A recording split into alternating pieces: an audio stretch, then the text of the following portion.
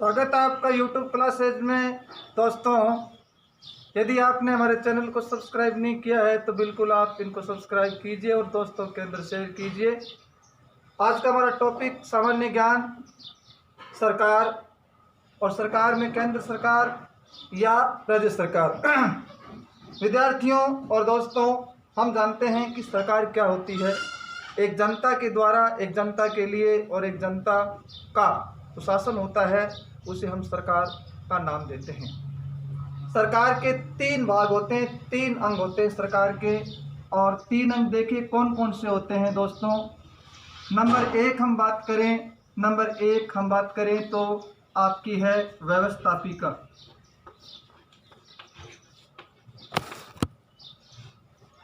व्यवस्थापिका जिसे हम संसद कहते हैं। नंबर दो हमारी हो गई कार्यपालिका।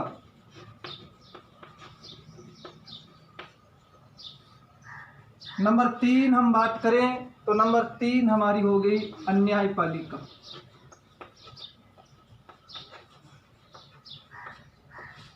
ये तीन अंग होते हैं, तीन भाग होते हैं किसी भी सरकार के, चाहे वो केंद्र सरकार हो चाहे राज्य सरकार हो।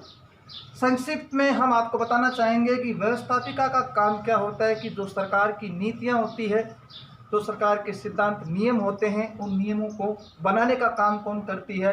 संसद करती है।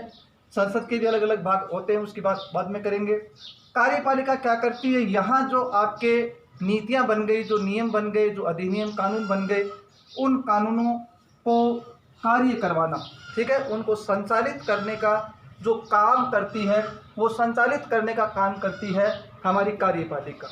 नंबर तीन हम बात करें तो न्यायपालिका जो होती है, न्यायपालिका इस कार्यपालिका और व्यवस्थापिका दोनों से स्वतंत्र होती है। स्वतंत्र इसलिए क्यों रखा गया?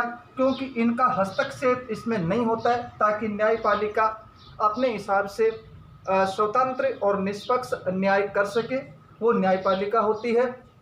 जो नियम व्यवस्थापिका ने बना दिए, जो नियम कार्यपालिका संचालित कर रही है देश के अंदर, उन नियमों को संविधान के दायरे में रहकर उनकी रक्षा करने का काम कौन करती है? न्यायपालिका करती है। और यदि उनका उल्लंघन होता है, न्यायपालिका दंड का प्रावधान है। ये तीन अंग इसके होते हैं, ठीक है विद्यार्थियों। उसके बाद हम बात करें कि जो संसद होती है, इस संसद के फिर भाग चलते हैं आगे, ठीक है। इस संसद के तीन भाग होते हैं। केंद्र सरकार की हम बात करें तो केंद्र सरकार में तीन अंग होते हैं। हम मूल संविधान की बात करें तो मूल संविधान के अंदर लोकसभा और राज्यसभा होती, लेकिन अब वर्तमान हम बात करें तो राष्ट्रपति को इस संसद का अभिन्न अंग माना गया है। नंबर इसमें एक बात करें तो नंबर एक इसमें हो गई लोकसभा, ठीक है। नंबर दो हम बात करें, इसका भाग हो गया, दो नंबर भाग इसका हो गया राज्यसभा। और नंबर हम इसकी तीन की बात करें तो नंबर तीन हो गया, इसका अभिन्न अंग कहलाता है राष्ट्रपति। आज हम जो चर्चा करेंगे वो लोकसभा और राज्यसभा चर्चा करेंगे। लोकसभा में कितनी सीटें हैं, एक पर्सन यहाँ से कंप्यूटेशन लाइन के अंदर फाइनल आता है।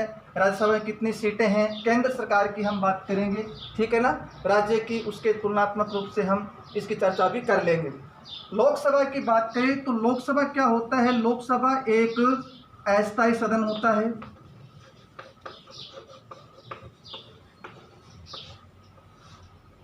लोकसभा एक लोकप्रिय सदन होता है।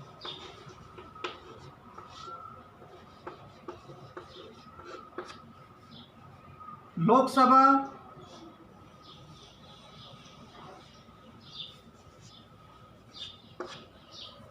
इसे हम निम्न सदन भी कहते हैं।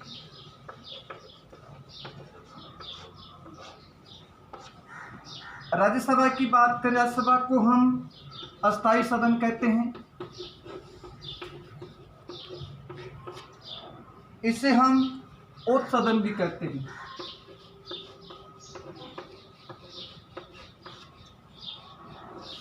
ये सदन स्थायी होता है। ठीक है, वो चर्चा अलग चीज़ है। हम यहाँ सीटों का बंटवारे की बात करेंगे। तो यहाँ हम लोकसभा की सीटों की बात कर लेते हैं। भारत के संदर्भ में हम बात करेंगे, हमारे देश के संदर्भ में। लोकसभा में जो अधिकतम सीटें होती है संविधान के तहत,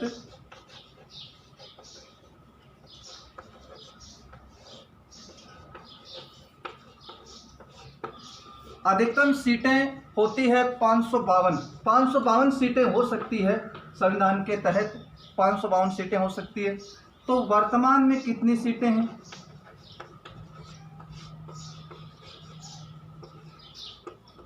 वर्तमान में सीटें हैं 545।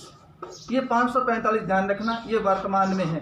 ठीक है, अभी पीछे चुनाव हुए थे मोदी सरकार के अंदर, 545 सीटों पर चुनाव होते हैं। ठीक है, इसमें निर्वाचित सीटें कितनी, जिस पर चुनाव होते हैं, जिसे हम निर्वाचित सीटें कहते हैं,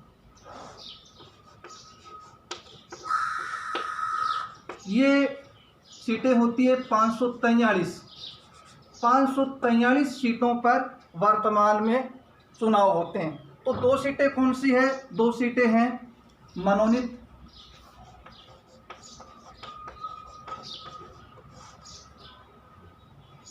मनोनीत सीटें होती है, जो राष्ट्रपति जी के द्वारा मनोनीत होती है।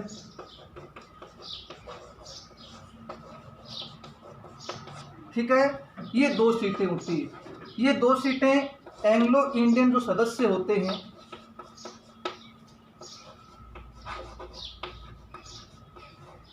एंग्लो इंडियन सदस्यों के लिए आरक्षित होती है ये, जिसे राष्ट्रपति सीधे अपने अधिकार क्षेत्र के अंदर वो संसद के अंदर भेज सकता है।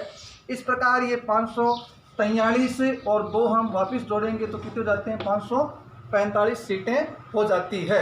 इसके बाद हम बात करते हैं राज्यसभा। ये एक सदन स्थायी होता है और ये उस सदन होता है क्योंकि कभी भंग नहीं होता है। ठीक है, इसमें 2/3 सदस्यों के लिए प्रति 2 वर्ष बाद में चुनाव होते रहते हैं भारत के अंदर। ठीक है, इसकी हम बात करें तो इसमें जो अधिकतम सीटें होती है राज्यसभा के अंदर,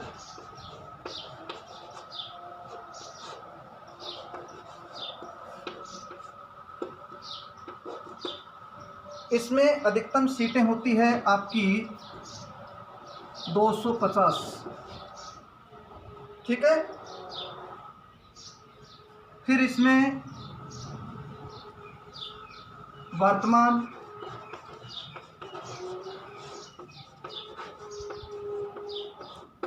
वर्तमान सीटें जो होती है, वर्तमान सीटें हैं 245। निर्वाचित सीटें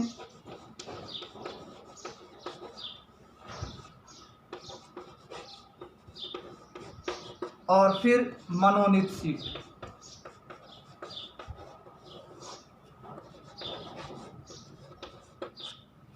मनोनीत सीट इसमें 12 होती है।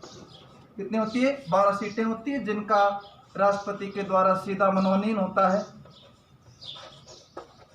राज्यसभा के अंदर चुनाव इसमें नहीं होते हैं। 12 यदि इसमें माइनस कर देंगे हम तो संख्या आ जाएगी हमारी 233। ये 233 सीटों पर राज्य और केंद्र शासित प्रदेशों में जो हमारे विधानसभा के सदस्य होते हैं वो एक विशिष्ट प्रणाली पद्धति से इनका चुनाव करते हैं। ठीक है, ये इनको वापस हम जोड़ देंगे, मनोनीत सीट और निर्वाचित सीटों को हम वापस प्लस करेंगे तो हमारी सीटें कुल वर्तमान की आ जाएगी 245 सीटें। 250 सीटें हमारी अधिकतम सीटें हैं हमारे संविधान के तहत। ठीक है, इसके बाद हम बात करते हैं आगे। देखो विद्यार्थियों, हम आगे बात करते हैं। राष्ट्रपति का हमारा अलग पूरा एक टॉपिक रहेगा, उसका हम अलग चर्चा करेंगे। ठीक है, पूरा टॉपिक लेके अलग प्रश्न बनता है राष्ट्रपति पर, बहुत बड़ा टॉपिक है, एक पूरा वीडियो बना देंगे। ठीक है, यहाँ हम अब थोड़ी चर्चा कर लेते हैं राजस्थान के संदर्भ में।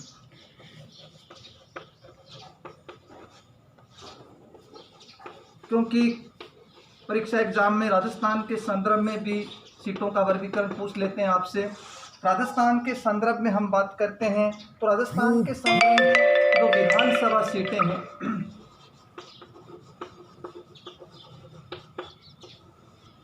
विधानसभा सीटें जिन्हें हम एमएलए कहते हैं, ठीक है, मेंबर एलिजिबल असेंबली।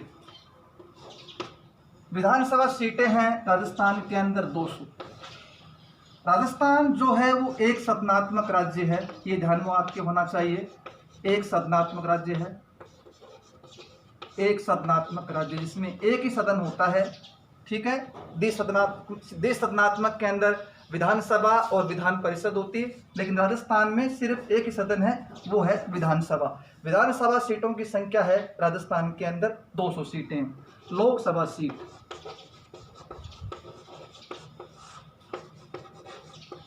लोकसभा सीटें जो है राजस्थान की, जिसे हम एमपी बोलते हैं, member of parliament. Member of parliament इसे एमपी बोलते हैं, सांसद कहा जाता है इन्हें। ये 25 सीटें हैं राजस्थान के अंदर। कितनी सीटें? 25 सीटें। यानी कहने का अर्थ है कि जो 545 सीटें हमारी वर्तमान में हैं, उन्हें 25 जो हमारे एमपी है वो राजस्थान से चुने जाते हैं। इसके बाद हम बात करें राज्यसभा सीटों की। राज्यसभा जो सीटें, जिसे भी हम एमपी कहते हैं, सांसद होते हैं, ये 10 सीटें हैं। 10 सीटों का अर्थ है कि हम 25 में 200 में भाग लगाएंगे तो 8 विधानसभा सीटों पर एक राज्यसभा सीट का परिसमन होता है।